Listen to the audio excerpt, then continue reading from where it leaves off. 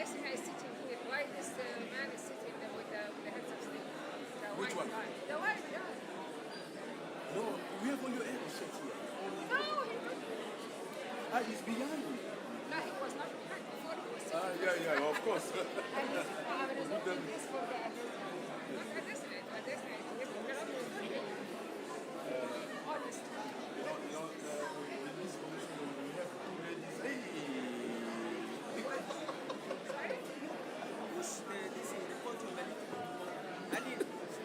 Assalamu alaikum. We went through hell.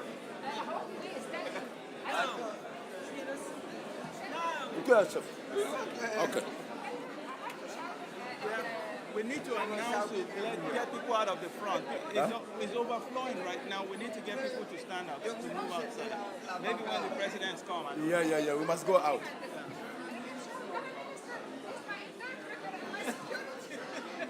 We just Fica assim, né?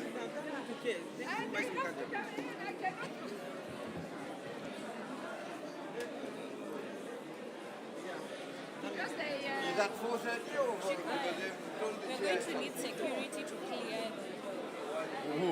security. Yes, let us. but Are you calling?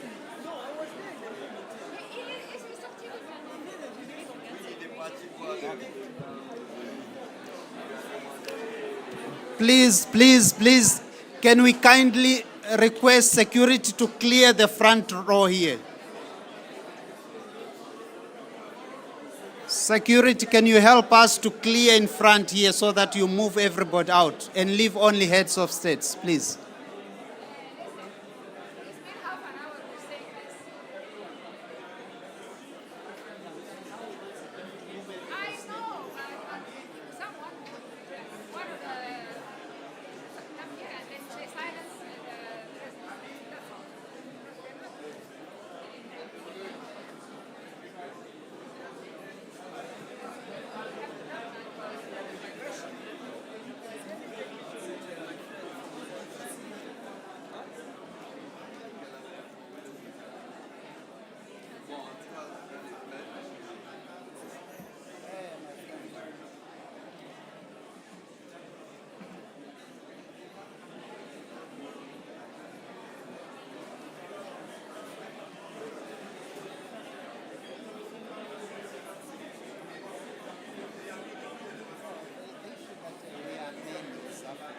The venue is too small. But at the same time,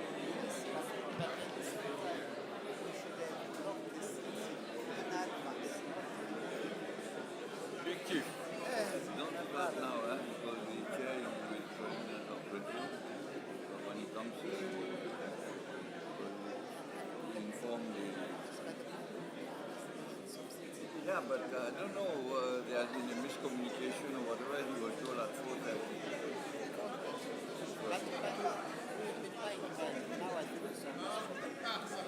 No, just for 5-10 minutes with the president of Brazil and he's coming. I just called, yeah. You didn't go? Where? No, you didn't tell me anything. How do I go? President has money.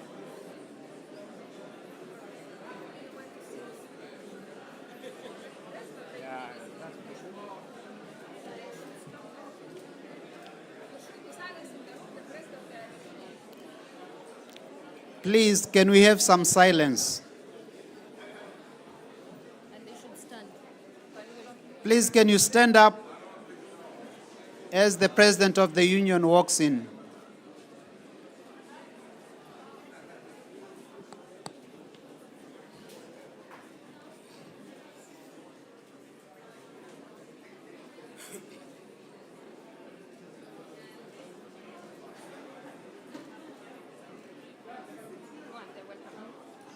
No, they sit after he sits. Yes. He has to sit for them to sit. Okay. Thank you. You may be seated.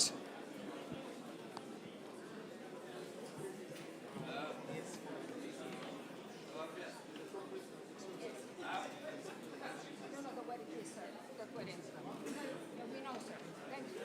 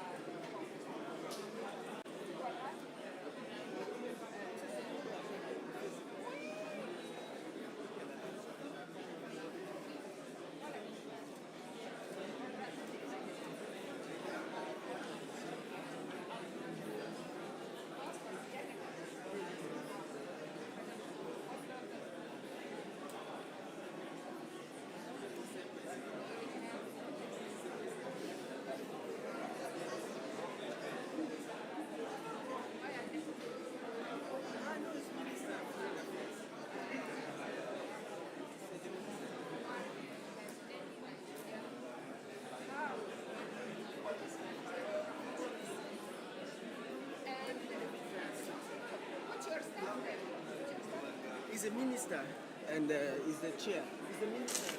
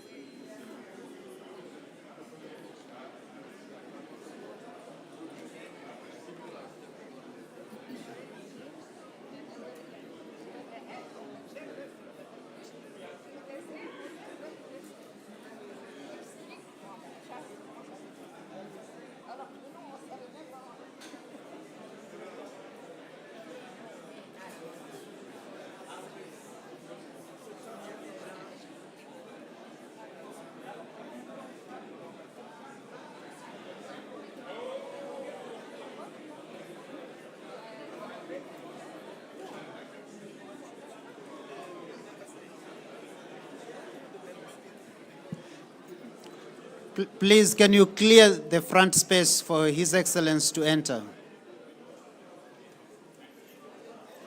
Kindly, if you can rise for His Excellency.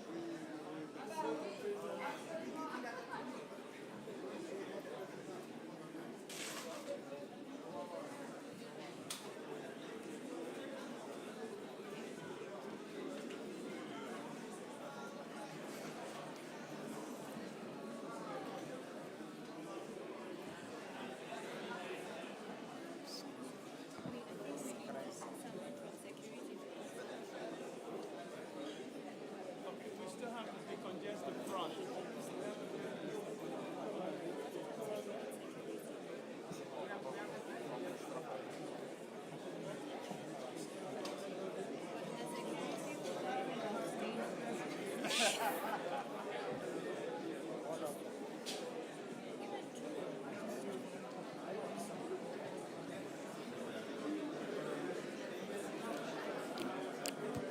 Please, can you take your seats?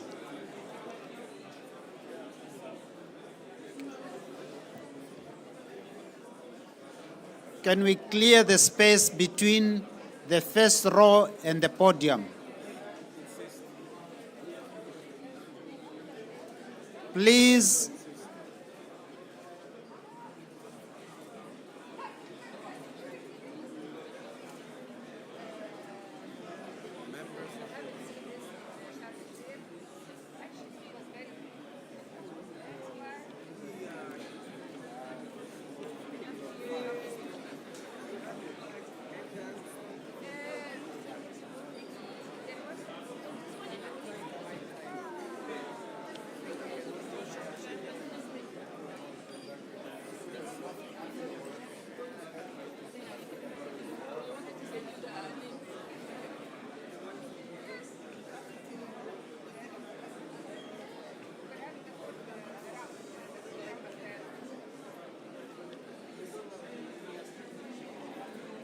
No, Faki said we can start.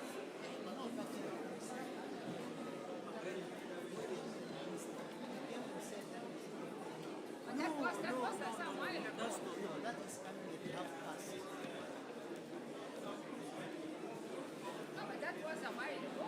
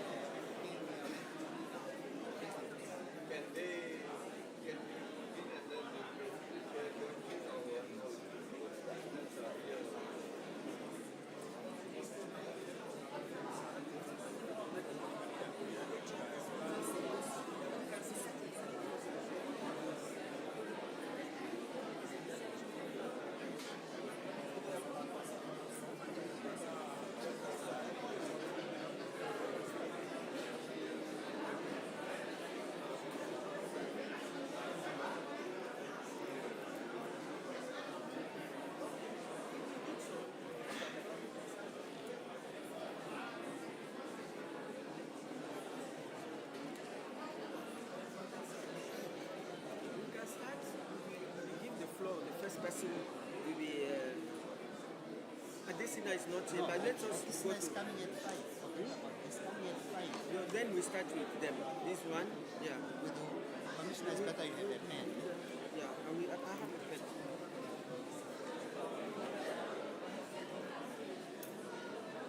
We start here. Is here UNECA? Yes. UNECA. Number Cancel this one. Musa. Musa will arrive. He's coming, but you know, I'm just putting it aside. Let me check it somewhere. Then Madagascar is here. Madagascar is.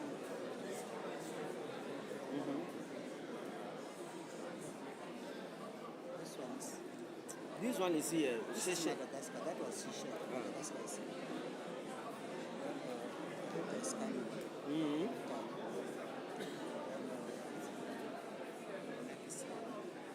Macky Sall, we put him here. Yes, I think it is here.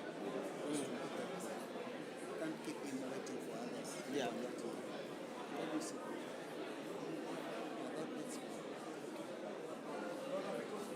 So we start. Yeah.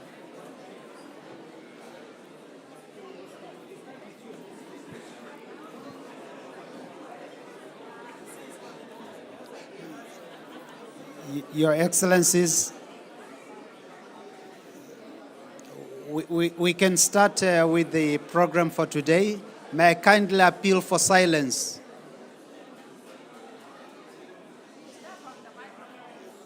Your Excellencies, please, can we stop some movements?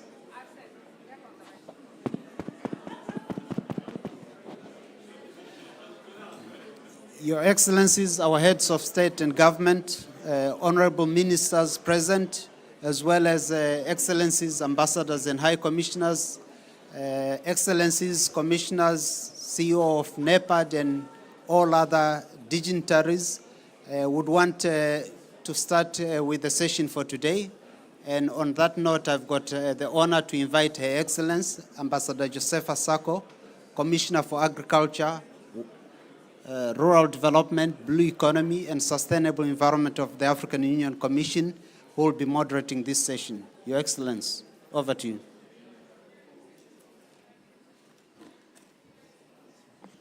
Thank you for giving me the floor.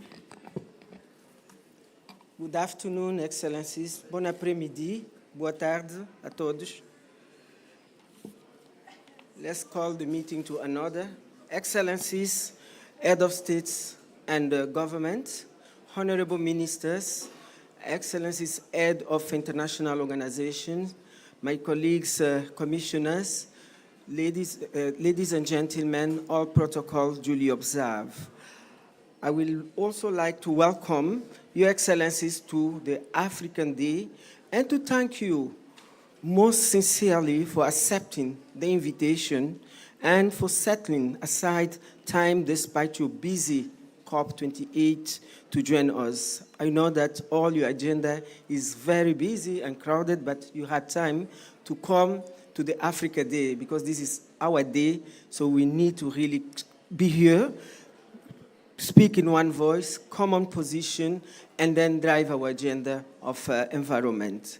My name, for those that don't know me, I am Ambassador Josepha Leonel Correa Sako, Commissioner for Agriculture, Rural Development, Blue Economy, and Sustainable Environment. As he takes the floor, as I take the floor, sorry, I forgot. I will be the moderator of the opening segment of this meeting, just the opening segment. With this, let me invite His Excellency Claver Gatete, United Nations Under Secretary General and Executive Secretary of Economic Commission for Africa, UNECA. Over to you, my brother, you have the floor.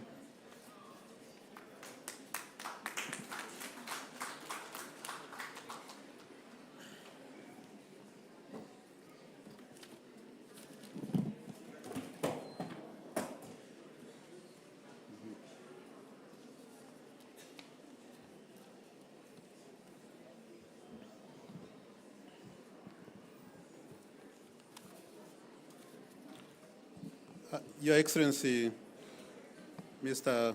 Azari Asmani, President of the Republic of Comoros and the Chairperson of the African Union, Excellencies, heads of state and government who are here present, commissioners, dear colleagues, distinguished ladies and gentlemen.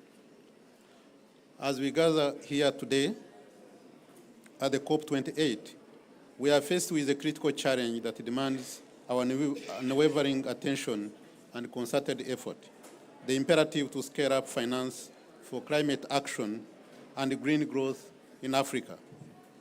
The first global stocktake under the Paris Agreement highlights the need for increased commitment to prevent a warming of close to 3 degrees Celsius. Unfortunately, Africa contributes less than 4% of global greenhouse gas emissions, but is most vulnerable to the impacts of climate change. This has led to a significant impact on our economies.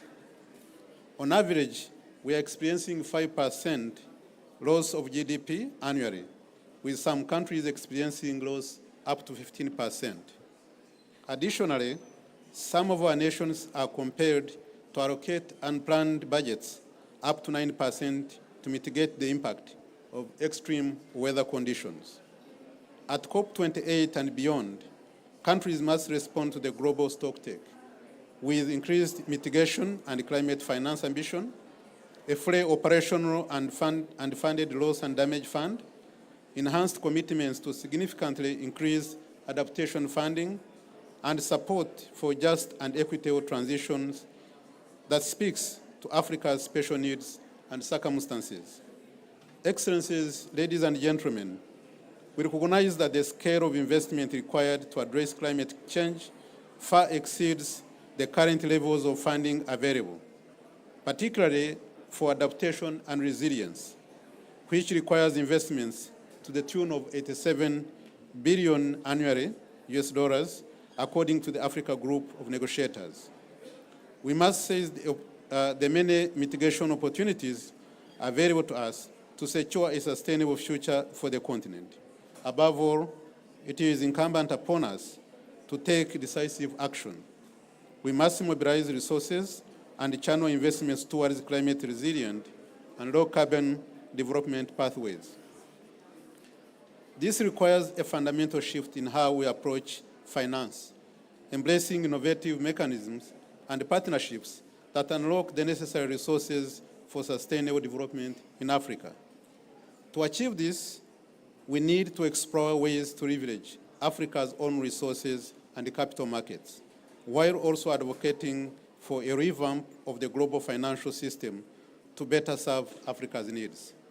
Excellencies, ladies and gentlemen, allow me to highlight 4 ways in which Africa can take advantage of its resources and strategic collaborations to finance climate action and green growth.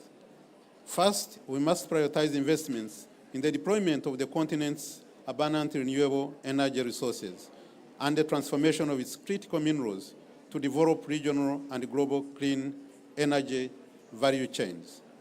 With an estimated growth of the battery and electric vehicle market to the tune of 8.8 trillion by 2025 and 48 trillion by 2050, Africa must move fast to capture this market.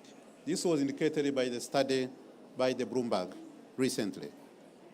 The cooperation framework between the DRC and Zambia that the ECA, African Union Commission, Afreximbank, Africa Development Bank, AFC, and BADEA facilitated aimed at establishing a transboundary special economic zone for the development of a battery and electric vehicle value chain is an indication that Africa is on the right track. Second, we must focus on scaling up innovative financing mechanisms, such as the ECA's SDG 7 initiative, which has made it possible to issue a green bond worth 3 billion rands in local currency for investments in renewable energy projects in South Africa. Third, there is a great potential in developing the African carbon market carbon credit market to unlock additional green financing for Africa.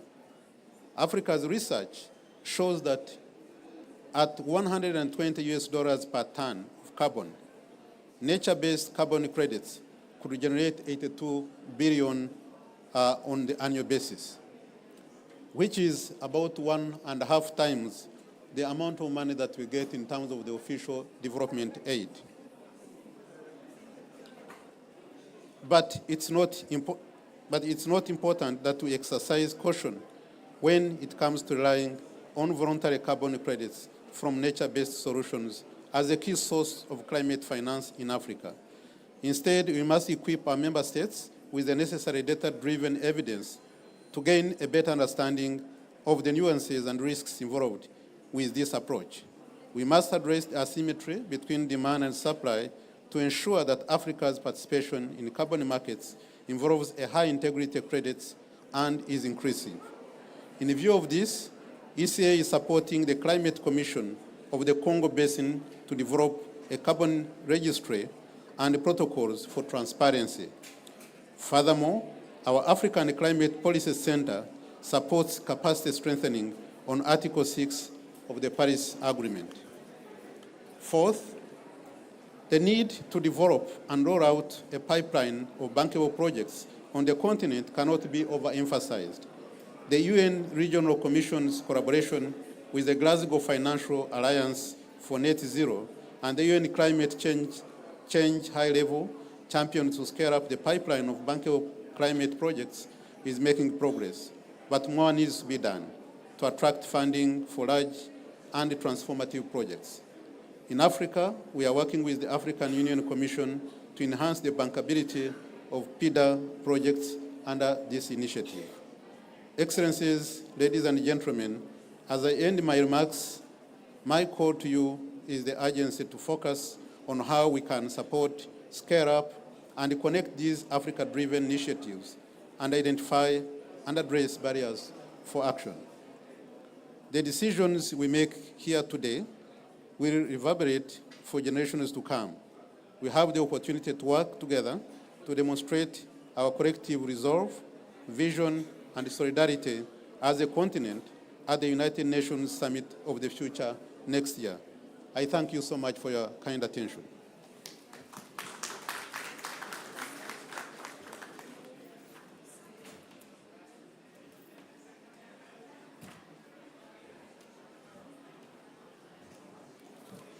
Thank you, Ambassador Kadete, and thanks for those remarks.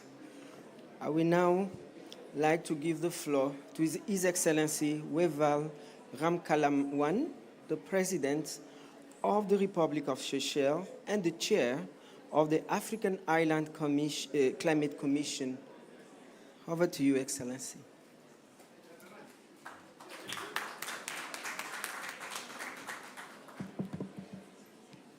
Thank you very much, Madam Chair.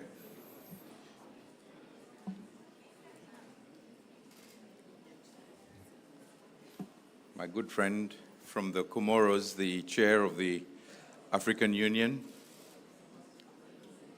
heads of state, ladies and gentlemen, ministers, all protocol observed. I mean, there are so many important people in this hall that it's very difficult to go through the list, but a very warm welcome. As you can see on the list, I was not supposed to be speaking as number 2.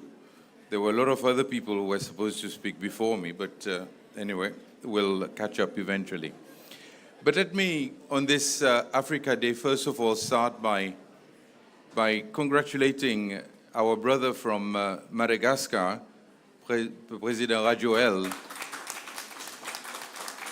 who is the only president-elect in our hall today, and we want to congratulate you, our dear brother from the Indian Ocean, and as a fellow island boy, we want to say the Indian Ocean will continue to work together, and we'll be there on the 16th to support you.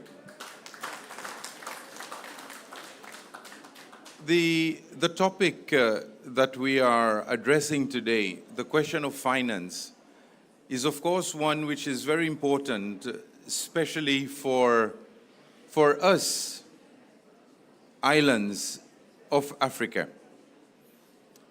Too often when we talk about Africa, we refer directly to the continent. And we forget that Africa is also made up of a number of islands. And I don't want to blow our trumpet too big, but too loudly. But the islands of Africa are doing very well. In fact, when we look, be it at governance, the Mo Ibrahim Index, which we use as our standard, we realize that the islands of Africa lead by example. And therefore, we play a very important role. Thus, we have to see how mainland Africa and the islands of Africa can come together to really work together in order to face the challenges that the continent, that poses challenges to the continent. And as chair of the African Island States Climate Commission, of course, we realize that climate change has a direct effect on our islands, and these effects are really bad on the one hand, but they also cause a lot of economic damage to those very islands. But yet, and again, this is a point that I always try to make. Some of the islands of the African continent, of Africa, are the ones that have been classified as high income. And what does that mean? We do not qualify to access concessionary funding. And yet islands are special. And African islands are indeed very special. Yesterday, I was participating in a high-level discussion, and the person who spoke before me was the Prime Minister of Malta. And the issues that he was addressing are the very same issues that we face in Africa as island states. But I had to say to him, the only difference is you have a union, the European Union, that has the funds that will be ready to support you as an island state. But we have the African Union, and we do not have money. And this makes a big difference. And this is why I believe we have to stand together as one, the continent plus the island states. We've just heard about the operationalization of the Loss and Damage Fund. But I want us also to think seriously as African states. This is a fund that will be replenished on a voluntary basis. There is no commitment on the part of those who are big and those who have helped to destroy Africa. We recognize that Africa is the continent that emits less gases that destroy the planet. And the fund is based on the voluntary contributions of those countries. Of course, we say thank you to the UAE and to Germany for the $100 million that both of them have placed in the fund. But the question is, how sustainable will that fund be? Because there's nothing that is concrete. And at the same time, when the mechanisms, which today are not very clear, as to how we, African states and African islands, how are we going to access those funds? Nothing is clear, and already we are hearing that countries that are labeled high income will not have access to those funds. We are hearing that there will be discrimination. You will need to be, if you're an island, if you're not in the cyclone belt or in a position where other natural calamities hit you, then you may not be considered. So these are some of the issues that I believe not only we as island states have to address, but we also have to address this as a continent. It must feature very highly on the agenda of the African Union. We've been talking about the MVI, and the Commonwealth, to which many African countries belong, has been talking about the universal dimensional agency, or the way of doing things. They talk about the UVI and not the MVI. But again, brothers and sisters, I want us to take those multilateral financial institutions to task.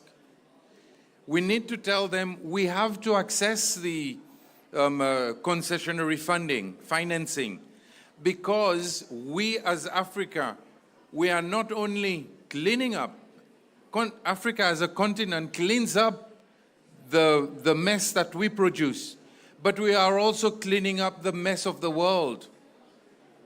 And therefore, we need to be in a position where we can insist that concessionary funding is accessible to the whole of Africa.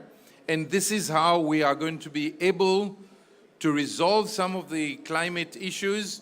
This is how we're going to be able to move forward. We're going to be able to protect our coastline.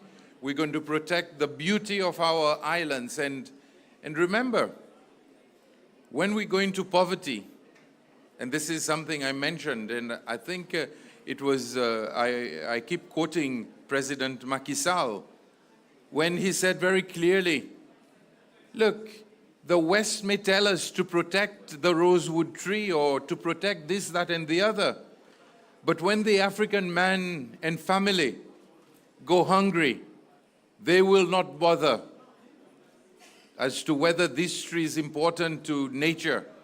They will fight for survival. And this is why we insist that it has to be a partnership.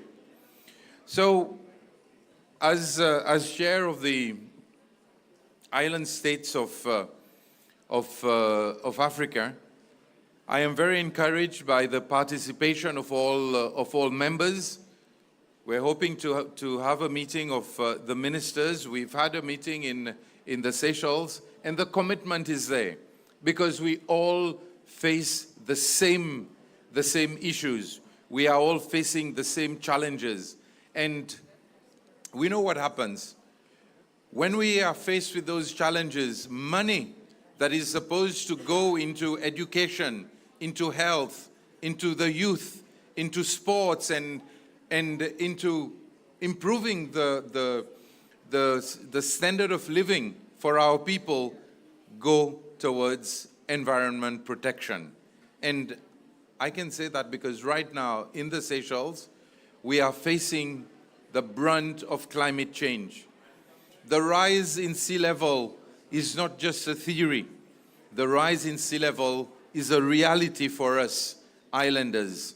So even as I speak now, we've realized that for our NDC, we will need around 600 million USD in the next 10 years.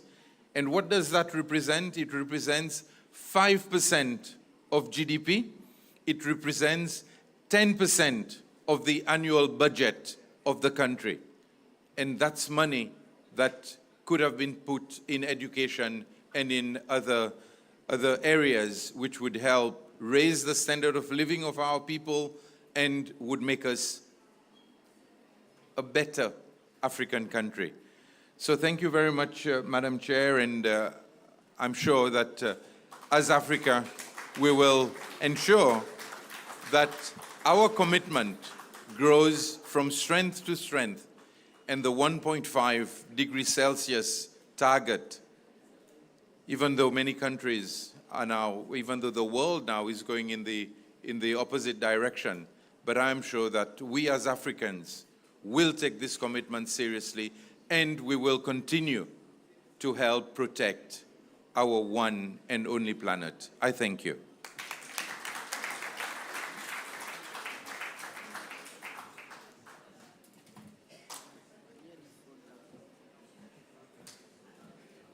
Thank you very much, Excellency President. I will now invite His Excellency André Renina Jolini. You're not? Then I will pass to the next speaker. Excellency, let me invite now His Excellency Macky Sall to deliver his speech. President of Senegal, our former President of African Union. Soyez le bienvenu, Excellence. Merci beaucoup. Thank you very much, Commissioner. Merci beaucoup. Tout d'abord, je salue Monsieur le Président de l'Union des Comores et Président de l'Union africaine, Monsieur Azali Osmani, qui fut mon marabout, mais qui m'a boycotté maintenant. Je voudrais également saluer le président des Seychelles, le président André Rajoelina, que je félicite pour sa brillante victoire. Et je félicite également le peuple malgache. Je salue les éminentes personnalités ici présentes, la Commission, les membres de la Commission, le secrétaire exécutif de la CIA, chers concitoyens africains en cette journée de l'Afrique. Nous sommes à Dubaï pour la COP28 avec des sujets importants sur le climat. Des sujets importants également sur la transition climatique, sur la forêt, sur les îles, sur la planète de façon générale. Et on constatera que l'Afrique, comme d'habitude, est le parent pauvre sur la distribution des richesses.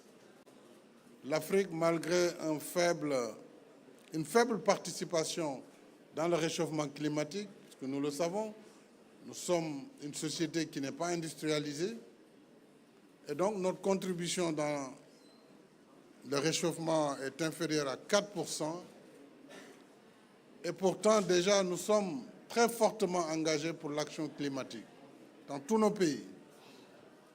Quand vous voyez les efforts qui sont consentis par les gouvernements africains pour protéger la côte, pour lutter contre la désertification, pour réduire les gaz à effet de serre au prix d'un endettement souvent très élevé et pour développer des projets verts, notamment dans les projets de transport, dans les mobilités collectives, vous voyez que nous payons un prix fort pour préserver notre planète.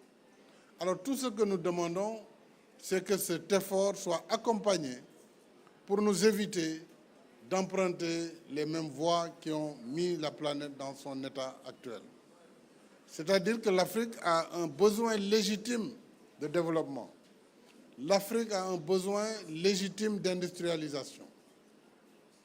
Cette industrialisation, ce besoin en développement, saluons le président de la Commission, Moussa Faki.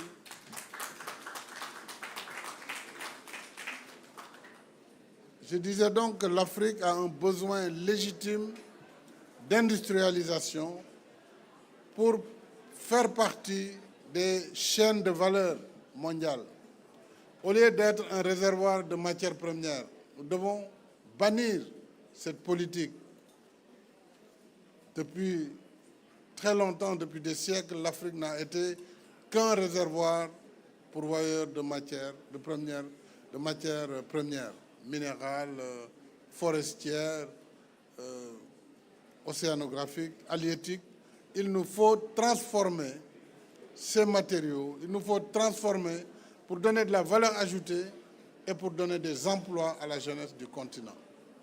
Donc c'est là l'enjeu fondamental, le financement de cette industrialisation qui passe nécessairement par la disponibilité d'une énergie bon marché, d'une énergie certes verte, mais ne tombons pas dans le piège simplement du tout vert pour vraiment enjamber les réalités de l'Afrique aujourd'hui.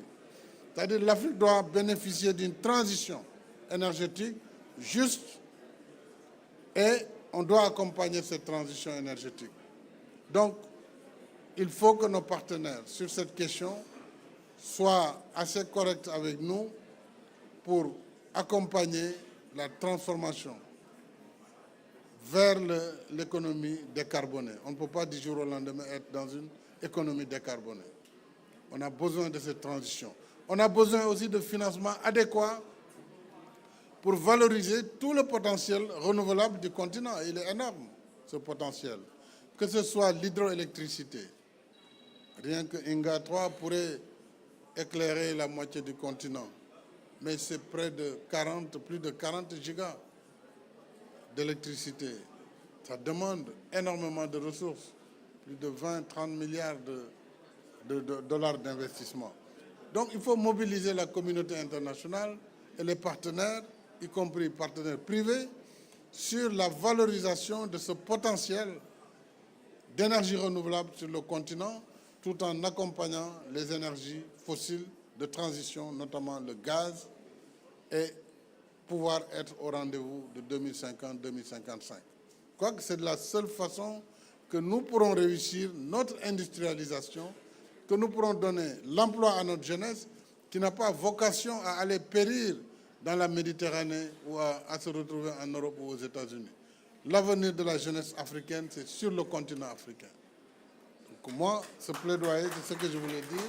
Et pour terminer, je voudrais dire un mot sur la Grande Muraille Verte, qui est un projet majeur du continent, aujourd'hui adoubé par tout le monde. Je salue également la fondation de la Grande Muraille Verte, l'Union africaine, et tous les partenaires pour dire qu'il faut orienter nos actions et éviter la dispersion aussi des initiatives afin que ce projet majeur qui va de Dakar à Djibouti, maintenant il y a une seconde muraille, c'est normal, il faut même plusieurs autres murailles vertes sur le continent. Jusque-là c'était est-ouest, mais il faut nord-sud, pourquoi pas, pour entourer notre continent vraiment de cette ceinture verte qui a pour vocation de freiner la désertification. Nous avons deux grands déserts dans le continent, le désert du Sahara et le désert du Kalahari. Donc il faut freiner l'avancée de ces déserts, il faut reboiser, il faut surtout donner une perspective économique pour les populations qui vivent dans ces zones semi-désertiques à désertiques. Donc financer leur activité d'agro-sylvopastorale, financer la sylviculture dans ces zones, financer surtout les femmes et leur donner une autonomisation et financer les jeunes pour leur donner des perspectives d'emploi. Voilà en très peu de mots ce que je voulais dire en cette journée, en félicitant, en saluant le président de la commission, Moussa Faki Mahamad, ainsi que l'ensemble des commissaires et notre très grand président, grand dans l'esprit, dans la fonction, mais petit par la taille. Monsieur le Président, je vous remercie.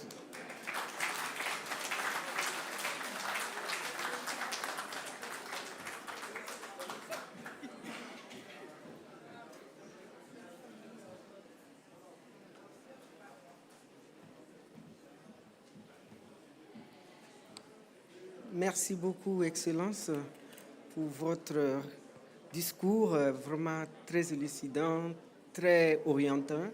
Et nous avons pris bonne note de ce que vous nous avez, présenté. Vous avez présenté la transition énergétique.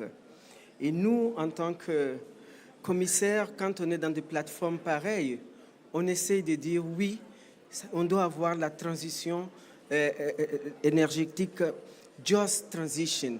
Donc, nous prenons bonne note de votre conseil. Nous avons le gaz, nous avons les ficelles, mais allons doucement. Comme on dit en Swahili, pole pole. Comme on dit à Lingala, malembe malembe. On va aller là-bas, mais avec le temps, parce que ça prend des investissements dans les énergies renouvelables. Et vous avez parlé aussi de la Grande Muraille Verte. Ça, c'est le bébé de l'Union africaine. En 2006, vous, les chefs d'État, vous avez initié la Grande Muraille Verte. Et aujourd'hui, où est la Grande Muraille Verte? Elle se trouve chez les partenaires. Amenons-les à la maison et allons planter du Cap Vert jusqu'au Somalie. Nous allons planter nos arbres. Vous avez aussi parlé du financement. Oui, l'accord, la déclaration de Nairobi nous dit le financement. Ils nous disent de changer de narratif pour que le financement sur le climat doit être un fait. Et nous sommes en train de travailler avec tous nos partenaires, avec les États membres pour voir si on peut avoir accès au financement. Je vous remercie, Excellence. Sur ce, je veux inviter Son Excellence, mon patron, le président Moussa Faki Mohamed, pour venir présenter son discours. Merci.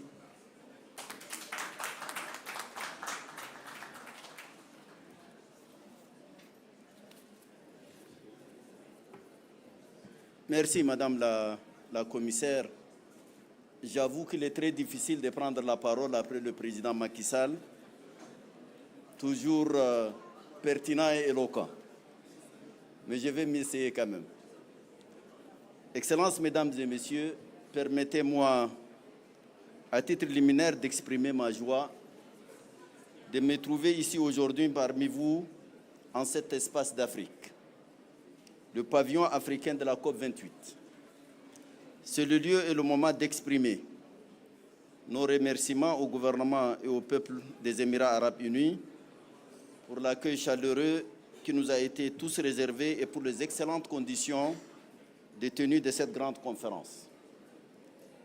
Excellences, Mesdames et Messieurs, la centralité des questions de l'environnement et des conditions climatiques qui enveloppent le monde et l'Afrique, en particulier, passe de tout commentaire.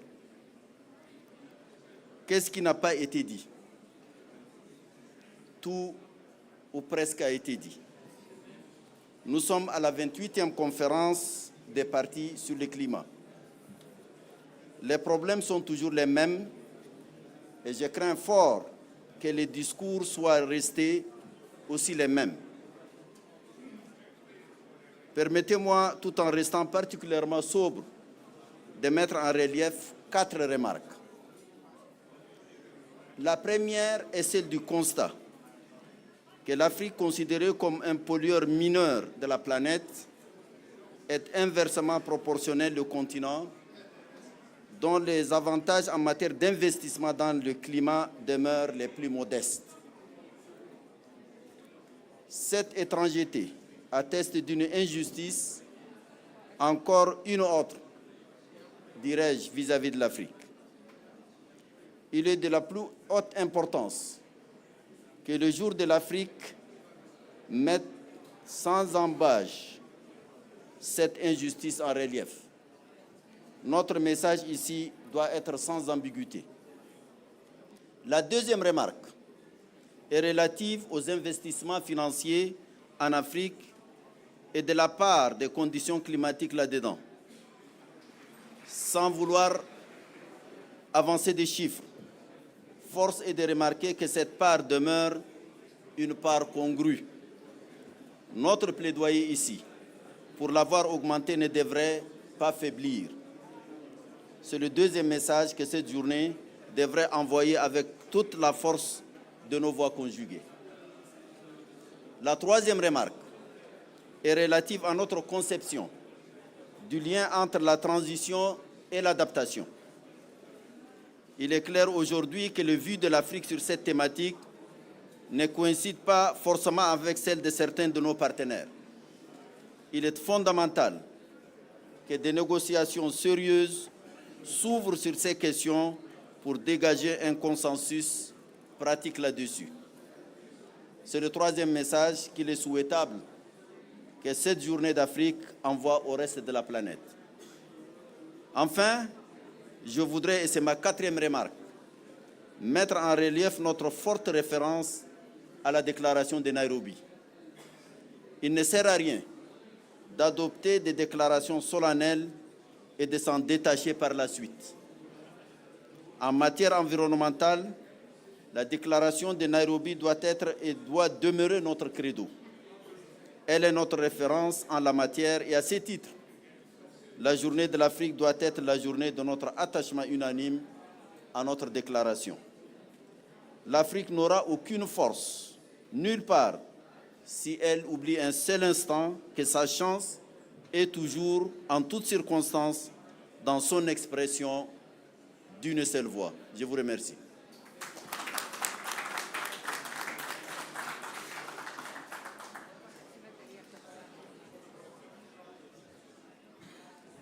Merci beaucoup, Excellence, Monsieur le Président.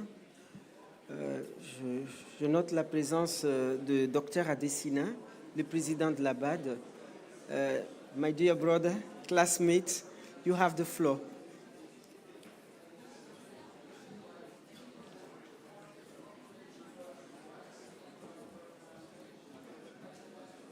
Thank you very much, my dear classmate. Your Excellency, Monsieur le Président, Excellence, le Président de la Commission de l'Union africaine, Excellence, the very new Executive Secretary of the Economic Commission for Africa, the Economic Commissioner for Agriculture, Economic Commissioner for Infrastructure, Energy, and other things. Yeah. Your Excellency, President Macky Sall, Your Excellency, Presidents that are here, thank you very much. Sorry that I came in late because I was on a different panel. It's a real delight to be here with my colleagues as we celebrate Africa Day. And Africa has always to be celebrated. You know, and there are very many reasons why we should be always excited about Africa. Everything we have is in abundance. Now take a look at our population. 1.4 billion people. It's going to go to 2.4 billion people. That's a market that you cannot ever ignore. When you take a look at what is happening today in terms of our deposits for metals, minerals and metals that are needed to power green transition, all that we are talking about, most of those are in Africa, whether it is platinum, whether it's copper, whether it is cobalt, or whether it is lithium. It's in Africa in abundance. So really, what Africa does with those renewable those metals will determine the future of electric cars in the world. And the size of that market will go from $7 trillion today to $57 trillion by 2050. Third, nobody smokes gas, nobody drinks oil, but everybody eats food. And therefore, what Africa has 65% of all the uncultivated arable land left to feed 9.5 billion people in the world by 2050. Again, what Africa does with agriculture will determine the future of food in the world. And I want to use this particular time to really thank President, Chair of the African Union, President of Comoros, President Macky Sall, and of course, my dear brother, the Chairperson, Moussa Faki, and the Commissioner for Agriculture for what we were able to show in terms of what Africa can do in feeding itself when we had the Dakar II summit. And in that Dakar II summit, you, the heads of state and government, came there, and our determination was very clear, that Africa will not and will never again be begging for food. There's no way. We must be a powerhouse in food and agriculture. And I'm delighted to say that, thanks to your head of states and governments, we have food and agriculture delivery compacts for which we were able to mobilize to date $72 billion to implement that. I think if you don't have confidence in Africa, let that number hit you. That is actually very, very important. President Macky Sall always talks about the issue of risk and the fact that our risks are very high, passive risk, but the real risks are not as bad as that. Those who know Africa is not as risky. But don't believe me because I'm very optimistic about Africa. Just believe what the data says. Believe the facts.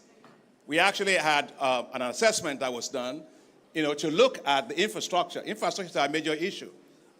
Now, if we want to close the $68 to $108 billion annual financing gap for infrastructure, we've got to be bankable.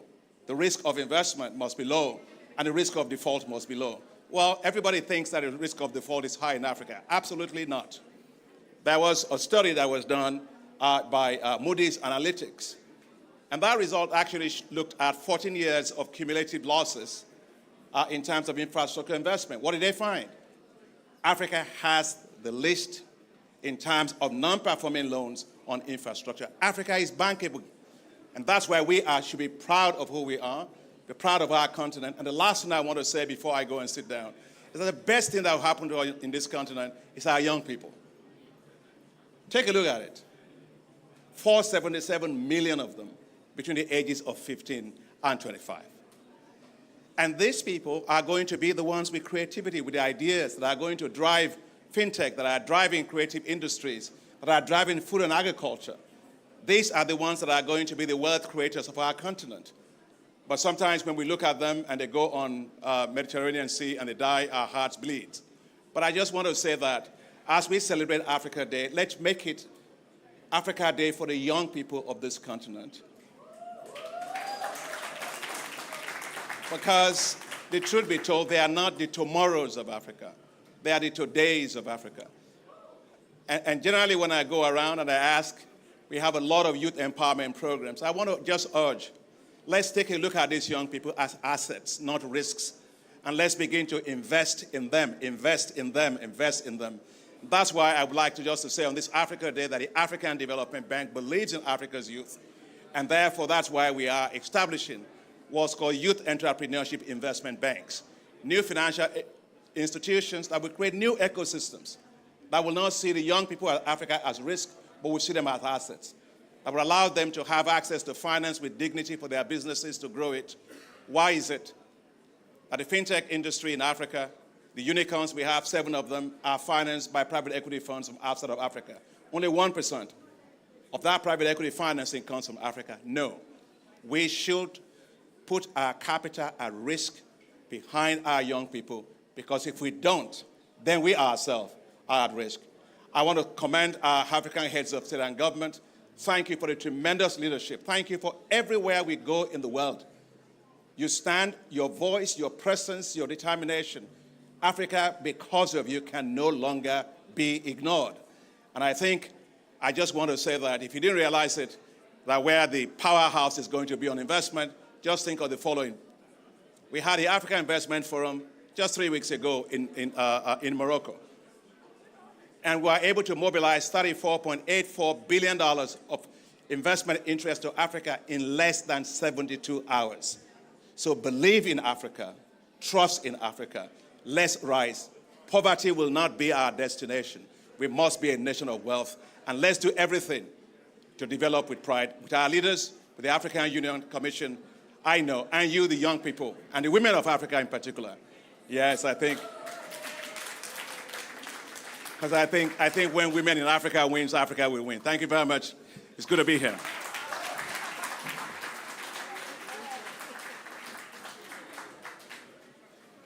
Thank you, President Adesina. I think you really...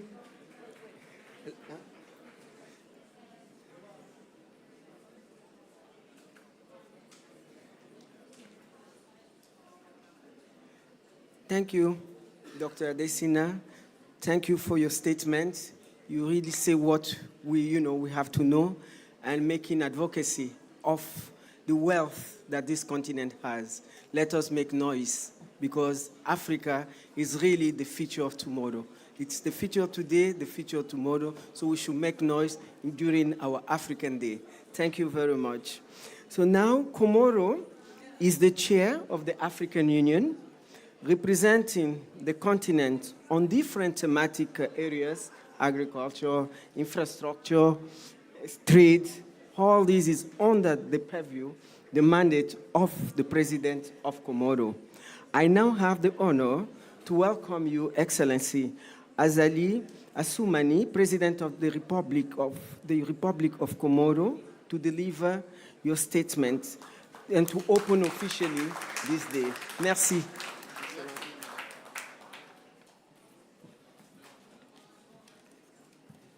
Merci beaucoup, Madame. Excellences, mes chers frères et sœurs, chefs de gouvernement et chefs d'État, mon cher frère Moussa Faki, président de la Commission de l'Union africaine, Mesdames et Messieurs, honorables assistants, Assalamu alaikum wa rahmatullahi wa barakatuh. Permettez-moi de saisir cette occasion pour féliciter notre frère Rajolina d'avoir été élu à Madagascar dernièrement. Mais nos félicitations vont aussi au pays Madagascar, le pays voisin, pour la réussite de ce scrutin dans un cadre serein et de sécurité. Monsieur Rajolina, vous nous avez donné une très belle leçon parce que les changements anticonstitutionnels qu'on est en train de vivre en Afrique, on doit les bannir. Donc votre réussite, une très belle leçon que vous nous donnez, moi-même et Macky Sall, puisque l'année prochaine, on a des élections, en espérant que ça va se passer dans de bonnes conditions pour rehausser l'Afrique et redorer l'Afrique que nous voulons et que nous estimons. Je voudrais, à l'entame de mon propos, adresser à nouveau, au nom de la délégation comorienne, mes chaleureux et sincères remerciements aux hautes autorités des Émirats arabes unis pour leur accueil fraternel et chaleureux et pour les bonnes dispositions prises afin de rendre notre séjour dans ce beau pays aussi agréable que fructueux. Je tiens également à saluer les hautes personnalités des pays frères et amis et des institutions qui ont bon voulu rehausser de leur présence cet événement de haut niveau consacré à l'Afrique. Qu'il me soit permis dans ce contexte d'exprimer toute ma reconnaissance à l'endroit des pays et des partenaires qui ont accompagné de manière soutenue l'organisation de ce rendez-vous en marge de la COP28. Mesdames et Messieurs, honorables assistants, lorsqu'en 2009, l'Union africaine a décidé de mettre en place le comité des chefs d'État et de gouvernement africains sur le changement climatique, notre organisation a pris toute la mesure des effets du changement climatique et la nécessité de parler d'une seule voix dans les différentes négociations internationales sur le climat.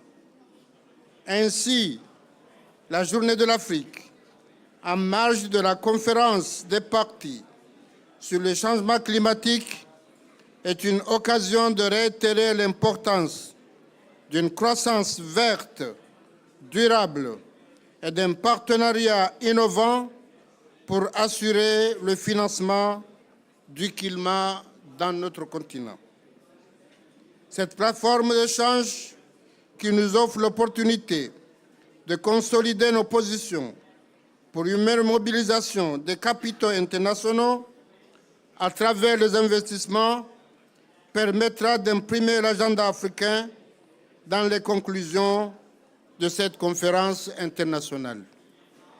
Je saisis cette opportunité pour féliciter une fois de plus notre frère Ruto, président de la République du Kenya, pour son leadership, pour avoir pris la louable initiative d'accueillir à Nairobi le sommet africain sur le climat en septembre de cette année.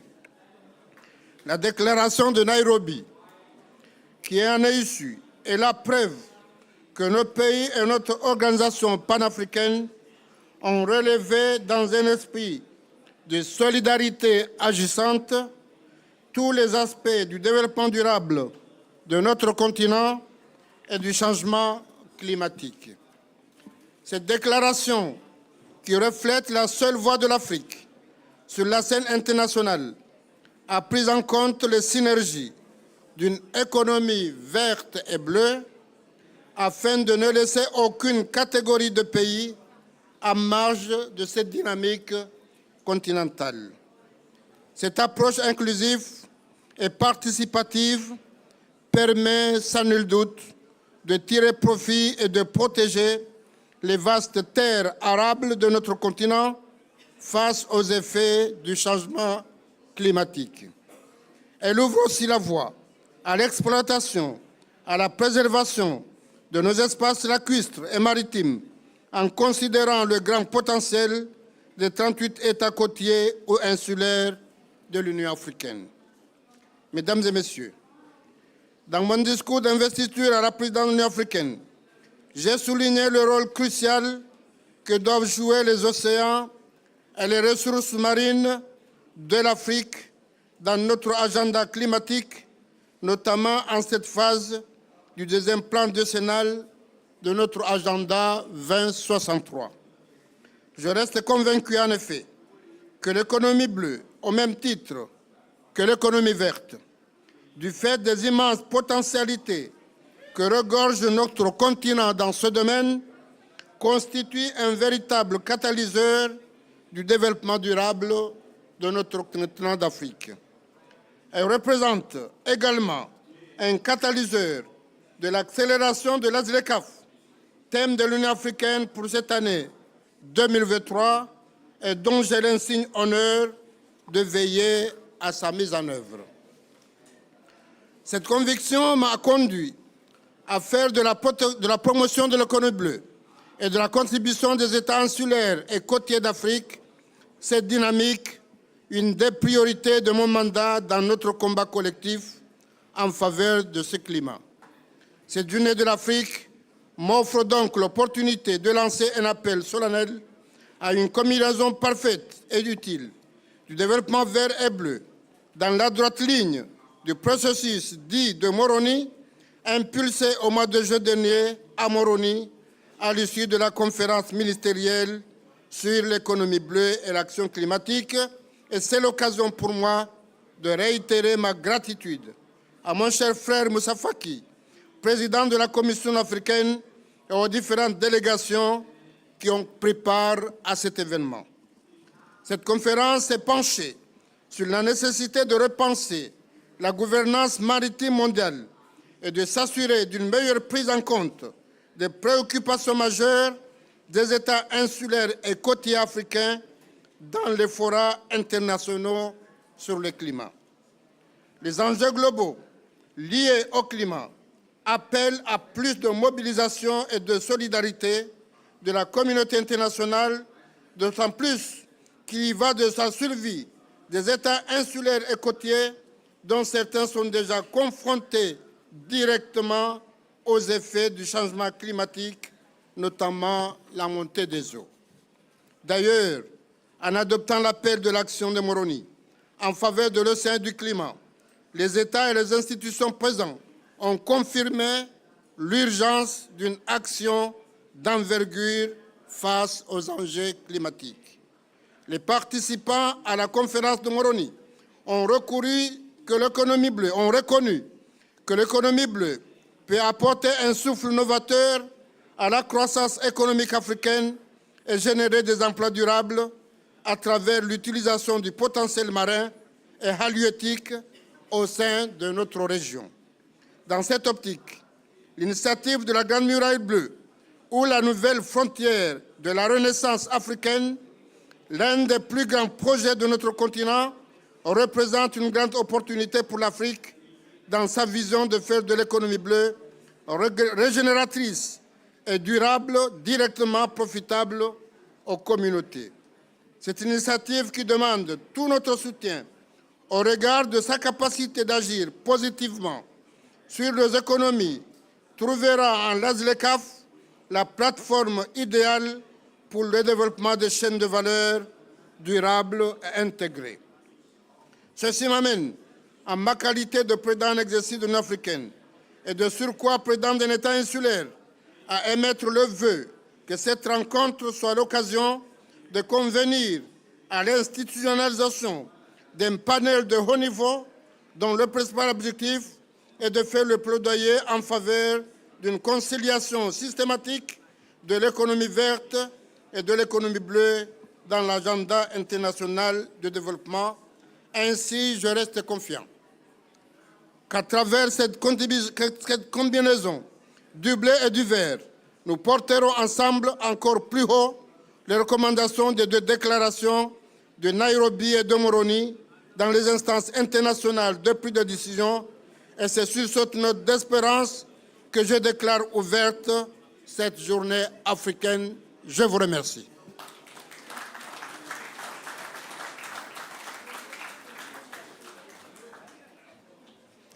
Merci beaucoup, Excellence, pour votre discours.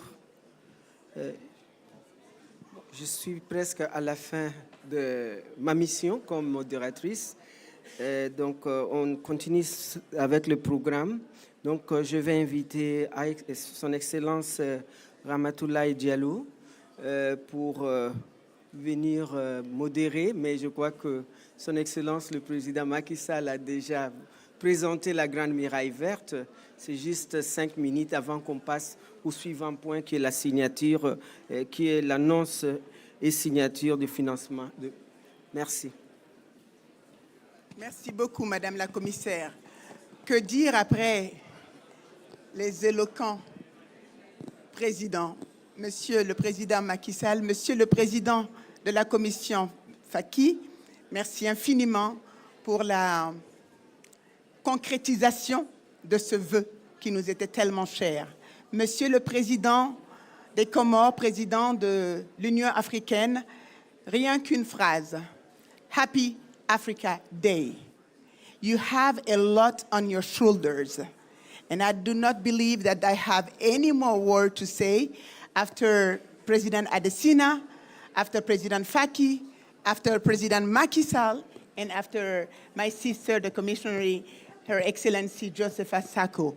So that being said, for the Great Green Wall of Africa, President Macky Sall, you have said it all.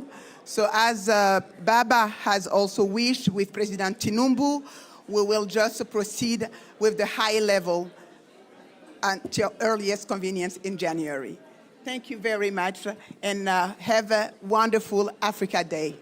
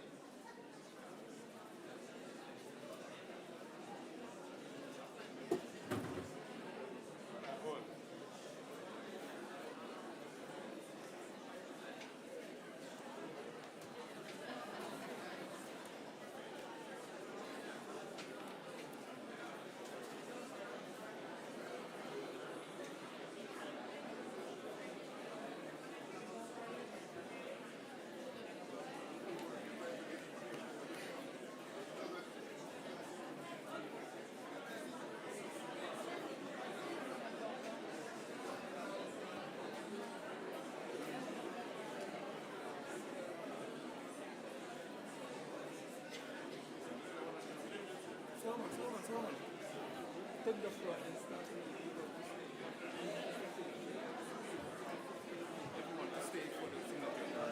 Start. Okay, hello, ladies and gentlemen, our distinguished guests. Can I kindly request you take your seats? We are about to begin the next session, ladies and gentlemen. If we can take our seats. Let's take our seats, ladies and gentlemen, please.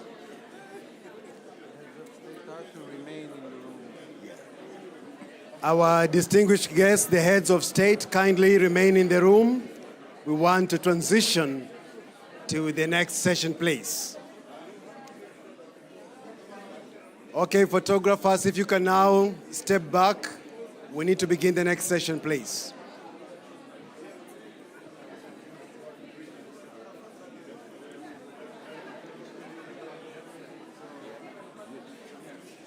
Mesdames et messieurs, merci de prendre vos places. Nous allons passer au deuxième acte de l'événement. Nous demandons à leurs excellences les chefs d'État de prendre place et nous demandons aux photographes de dégager la scène, s'il vous plaît. Merci. Ladies and gentlemen, we would like to transition to the next segment. We would like to ask the photographers to leave the front so the heads of state can take their seats. Thank you.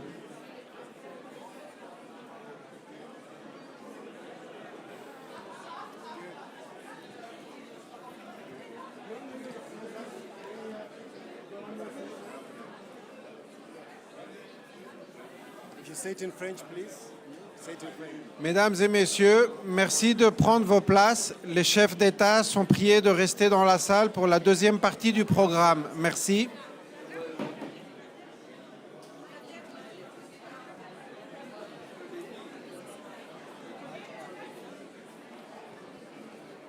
Mesdames et messieurs, merci de prendre place. Nous demandons aux photographes de se retirer. We would like to ask the photographers to move away so we can start with the next panel. Thank you. We have an important signing ceremony, so please free the stage. Please, it is not finished. There's part 2 of the program. Okay, hello, ladies and gentlemen. I'm moderating the session for the Alliance. Yes. Okay, ladies and gentlemen, can we get started, please? I know there's so much excitement, but let's get started.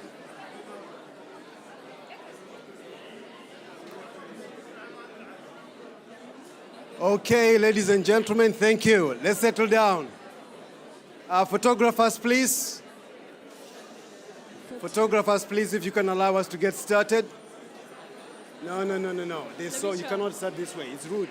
Photographers, please take Calm your down. seat. Photographers, please take your seat. Photographers, please take your seat. Photographers, please take your seat. Okay, please. All right, thank you so much. Ladies and gentlemen, hello. Hello, can you calm down there, please? Okay, I know you're all getting excited. The chairperson of the African Union, the president of the Union of the Comoros, Your Excellency Azali Assoumani, Your Excellency, the president of Madagascar, Your Excellency Andre Rajoelina, the chairperson of the African Union Commission, Your Excellency Moussa Faki Mahamat, the president of the African Development Bank Group, Dr. Akiumi Adesina, and I know we've got the president of the Islamic Development Bank. He'll be joining us very soon, and other distinguished guests. Ladies and gentlemen, I know you've had a very exciting afternoon. We are drawing close to the end of the day, but welcome to this great afternoon here at COP28 in Dubai. And looking across the room, I know there's so much expectation because there's something warm in the air. Yes, Africa is proud to be endowed with assets that are needed to power Africa's and the world's green future, to accelerate the continent's just and equitable transition to net zero while building our resilience to climate change. And all that's needed is investment that will bridge Africa's infrastructure gap in low carbon and sustainable manner.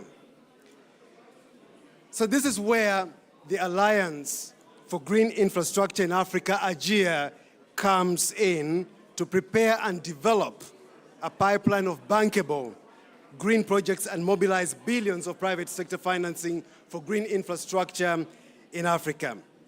So today here, we are here to witness the power of partnership, bringing together the African Union, the African Development Bank, Africa 50, the Arab Bank of Economic Development in Africa, BADEA, Banque West Africaine du Développement, Agence Française du Développement, senior government representatives from Germany, France, and Japan. And because you've all been busy, I'll go straight to the first act of the day, and we're going to hear some remarks delivered in a business-style manner. And the first speaker is the chairman of the African Union Commission, Musa Faki Mahamat.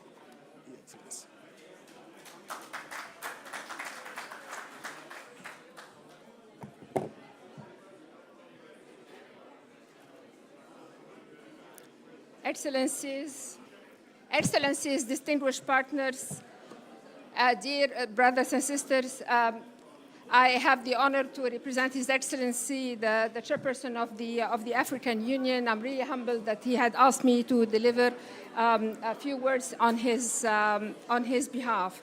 So here is how it goes. I am very pleased to be here today to witness the takeoff of the Alliance for Green Infrastructure in Africa, AGIA. I would like to use this opportunity to thank our African Union Infrastructure Department, thank you, sir, the African Development Bank, and the Africa 50 Fund for working tirelessly to reach this important milestone. I wish also to acknowledge the continued efforts of our development partners, the governments of Japan, Germany, Italy, France, and so many others, as well as the international private sector foundations making the takeoff of this alliance a reality. The African Union Agenda 2063 calls for development and provision of sustainable and efficient infrastructure services, which will provide a crucial platform for Africa to promote inclusive growth and economic transformation, facilitate trade, create jobs, and accelerate industrialization and market developments at the national, regional, continental, and global levels. Excellencies, distinguished delegates, for Africa, mainstreaming climate change into infrastructure development is not a matter of choice, but of urgency. Developing infrastructure climate on the continent requires an alliance of all stakeholders, private and public, as well as continental and regional specialized institutions to implement concrete actions. These actions are key, and they are the real expectations of our people and the needs of Africa. It is for this reason that the Alliance for Green Infrastructure in Africa was launched in COP27 with specific goals to mobilize the necessary financing required to redesign a solid pipeline of bankable green infrastructure projects and enhance the resilience of existing infrastructure, of existing and future infrastructure. It is time to witness achievements and that people experience them in their daily lives. Pledges are a demonstration of commitment and goodwill, but they remain promised as long as they are not translated in deeds and achievements on the ground. The credibility of all actors here gathered today is at stake. Excellencies and distinguished delegates, I would also like to use this opportunity to stress the importance of restructuring our financing mechanisms, as well as creating an enabling environment for both public and private sectors financing. I call upon all stakeholders, including financial institutions, the private and public sector, civil society, and other institutions, to join us in the implementation of IDEA.